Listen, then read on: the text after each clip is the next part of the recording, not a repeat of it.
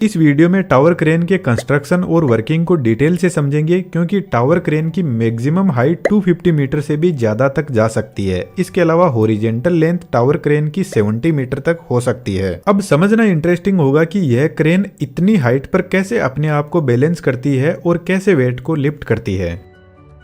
सबसे इंटरेस्टिंग बात, tower crane को इंस्टॉल करने के लिए सबसे पहले कंक्रीट और सीमेंट का एक स्ट्रॉन्ग फाउंडेशन तैयार किया जाता है जमीन के अंदर। तो यह क्रेन अपनी जगह की 70 मीटर तक हो सकती है। अब समझना इंटरेस्टिंग होगा कि यह क्रेन इतनी हाइट पर कैसे अपने आप को बैलेंस करती है और कैसे वेट को लिफ्ट करती है।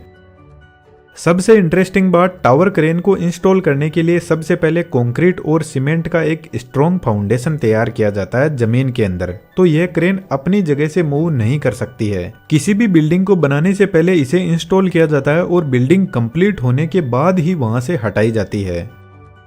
फाउंडेशन तैयार करने के बाद टेलीस्कोप क्रेन की हेल्प से क्रेन को बिल्ड किया जाता है। मेन टावर के एक एक ब्लॉक सीमेंट का एक स्ट्रॉन्ग फाउंडेशन तैयार किया जाता है जमीन के अंदर। तो यह क्रेन अपनी जगह से मूव नहीं कर सकती है। किसी भी बिल्डिंग को बनाने से पहले इसे इंस्टॉल किया जाता है और बिल्डिंग कंप्लीट होने के बाद ही वहां से हटाई जाती है।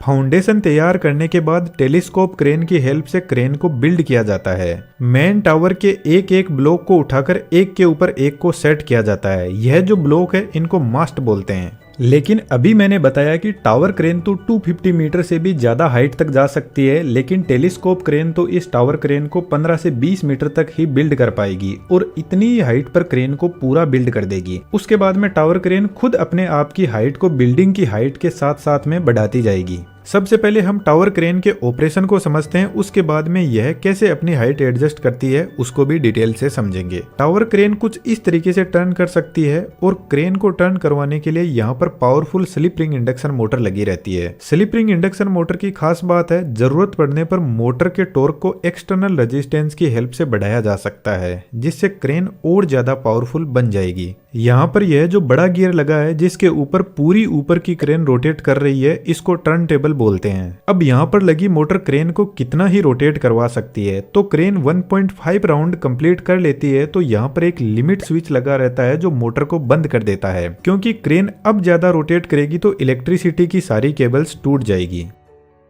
फ्रंट साइड में क्रेन की जिब होती है जिसकी लेंथ 70 मीटर तक हो सकती है और जिब को बैलेंस करने के लिए पीछे की साइड में काउंटर जिब लगी रहती है जिस पर काउंटर वेट भी लगे रहते हैं क्रेन को बैलेंस करने के लिए। और क्रेन की जिब और काउंटर जिब को सपोर्ट करने के लिए पेंडेंट लगे रहते हैं जो टावर पीक से जुड़े रहते हैं। क्रेन का सेंटर ऑफ मास इस मेन टावर पर होना चाहिए, अदरवाइज क्रेन अनबैलेंस होकर गिर जाएगी। लेकिन टावर क्रेन में बहुत हेवी काउंटर वेट लगा रहता है, 15 से 20 टन मानकर चलो। तो जब क्रेन अनलोडेड कंडीशन में होगी तो काउंटर वेट क्रेन को स्लाइटली अनबैलेंस भी करता है। क्रेन की जिब पर एक ट्रॉली लगी रहती है जो जिब पर लगे ट्रैक पर आगे पीछे मूव कर सकती है। ट्रॉली में टायर लगे रहते हैं जो ट्रैक पर कुछ इस तरीके से चलते हैं। ट्रॉली को आगे पीछे मूव करवाने के लिए एक मोटर लगी रहती है। यह मोटर ड्रम को रोटेट करवाती है और ड्रम रोप की हेल्प से ट्रॉली से जुड़ा रहता है। यहाँ पर रोप का मैकेनिज्म थोड़ा अलग टाइप का होता है। इस ड्रम के ऊपर 2 रोप होती है। जब एक साइड की रोप ओपन हो जाती है तो दूसरी साइड की रोप ड्रम के ऊपर कलेक्ट होती जाती है। रोप का मैकेनिज्म कुछ इस टाइप का होता है। एक साइड की रोप इधर से जाते हुए ट्रॉली से कनेक्ट हो जाती है और दूसरी साइड की रोप भी ट्रॉली से कनेक्ट रहती है जो जिब पर ऐसे चक्कर लगाते हुए वापस ड्रम के पास में पहुंचती है। तो जब ट्रॉली आगे की तरफ जाएगी तो यह वाली रोप ट्रॉली को आगे की तरफ पुल करेगी और ड्रम पर कलेक्ट होती जाएगी और दूसरी वाली रोप ओपन होती जाएगी। जब ट्रॉली पीछे की तरफ आएगी तो अब की बार यह रोप ड्रम पर कलेक्ट होगी।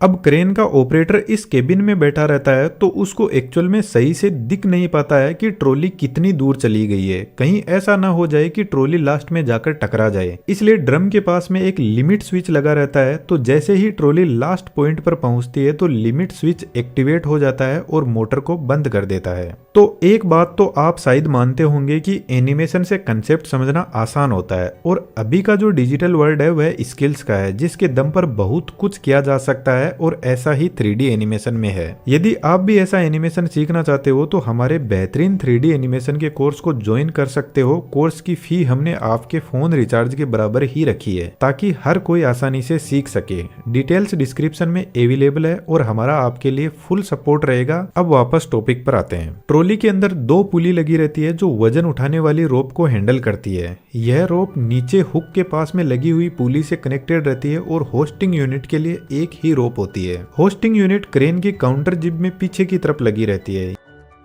यहाँ पर भी एक powerful slip ring induction motor होती है जो गियर सिस्टम के थ्रू ड्रम से कनेक्टेड रहती है, क्योंकि यही मोटर 100 टन तक का लोड उठाती है। इसलिए इस मोटर के पास में एक ब्रेक यूनिट भी होती है जो वजन को होल्ड करने के काम आती है। मानकर चलो ये ब्रेक नहीं होगा तो मोटर वजन को उठा तो लेगी, लेकिन जैसे ही मोटर स्टॉप होगी तो वजन वापस नीचे चला जाएगा।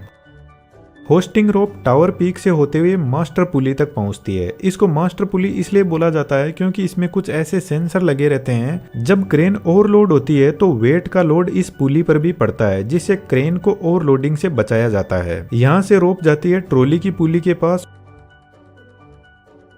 और यहाँ से होते हुए हुक के पास पहुंचती है और वापस ट्रॉली से होते हुए जिब के एंड पॉइंट पर रोप को परमानेंटली टाइट कर दिया जाता है।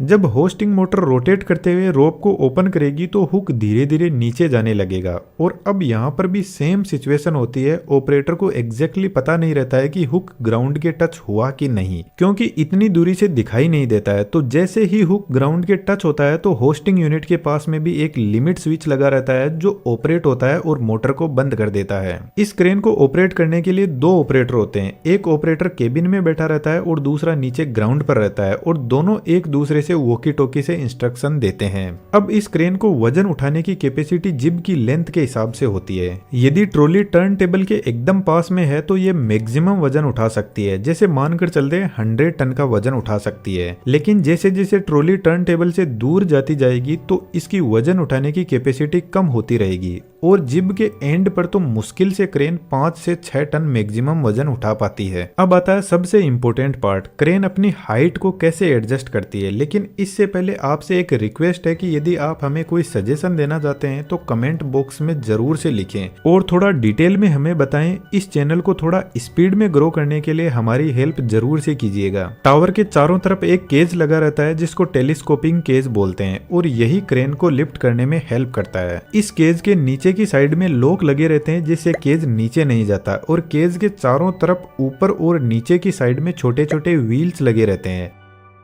जब क्रेन को लिफ्ट करना होता है तो टर्न टेबल के यहाँ से नट बोल्ट ओपन कर देते हैं और टर्न टेबल को केज के इन पॉइंट पर सेट कर देते हैं। अब यहाँ से ऊपर की पूरी क्रेन का वेट केज पर आ जाएगा। अब सबसे पहले क्रेन नीचे से एक मास्ट उठाकर लाती है और केज पर रख देती है। इसके बाद में एक और मास्ट को उठाकर बीच में रखती है ताकि जब क्रेन अपनी हाइट एडजस्ट करे तो वेट को भी बैलेंस इस वाले मास्ट से किया जा सके, क्योंकि अभी मैंने बताया था क्रेन अनलोडेड होगी तो काउंटर वेट क्रेन को अनबैलेंस करता है। केज के अंदर एक हाइड्रोलिक पंप लगा रहता है जो इस पूरी क्रेन को ऊपर लिफ्ट करता है। इस पंप के यहाँ पर एक लिफ्टिंग रोड लगी रहती है जिसको क्रेन को उठाने से पहले इस रोड को टावर के इन लॉक में सेट कर दिया जाता है। केज के अंदर इस हाइड्रोलिक पंप को उठाने का पूरा मैकेनिज्म होता है। यहाँ पर एक मोटर लगी रहती है, तो जब मोटर स्टार्ट होती है तो पंप धीरे धीरे ऊपर उठना शुरू करेगा और क्रेन को ऊपर उठाता रहेगा।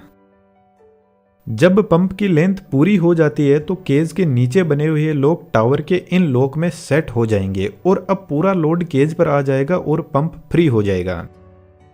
अब पंप को वापस इस ऊपर वाले लॉक में सेट किया जाएगा और पंप फिर से क्रेन को ऊपर लिफ्ट करेगा। एक मास्ट को सेट करने के लिए पंप 2 बार लिफ्ट होता है, तब जाकर केज के अंदर मास्ट को सेट करने के लिए जगह बन पाती है और मास्ट को इन टायर की हेल्प से केज के बीच में लाया जाता है और फिर टायर को निकाल दिया जाता है साइड में। क्योंकि यह मास्ट बहुत हेवी होते हैं इसलिए हमारे बस की बात नहीं है कि इसको उठाकर बीच में लाया जा सके।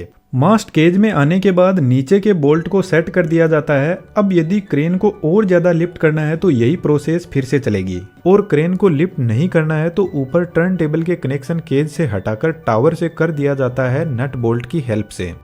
अब यदि टावर क्रेन बहुत ज्यादा हाइट पर चली गई है तो इसको सपोर्ट की जरूरत पड़ती है, तो बिल्डिंग के कॉलम के साथ टावर क्रेन को कनेक्ट करके बीच बीच में सपोर्ट दिया जाता है। जब टावर क्रेन बहुत ज्यादा हाइट पर होती है तो यहाँ पर एयर के साथ में कॉम्प्रोमाइज करना बहुत जरूरी है। यदि विंड की स्पीड 40 किलोमीटर पर आवर से ज्यादा है तो टावर क्रेन ऑपरेट करना सेफ नहीं है। इसके अलावा जब आंधी तूफान जैसी सिचुएशन होती है तो टावर क्रेन गिर सकती है, इसलिए जब क्रेन बंद रहती है तो उस कंडीशन में क्रेन को फ्री कर दिया जाता है मोटर से, ताकि विंड की डायरेक्शन में क्रेन अपने आप को रोटेट कर सके। एनिमेशन की दुनिया में आपका मोस्ट वेलकम है। डिटेल्स डिस्क्रिप्शन में अवेलेबल है। वीडियो अच्छा लगा तो चैनल को सब्सक्राइब करते हुए जरूर से जाना। Thank you.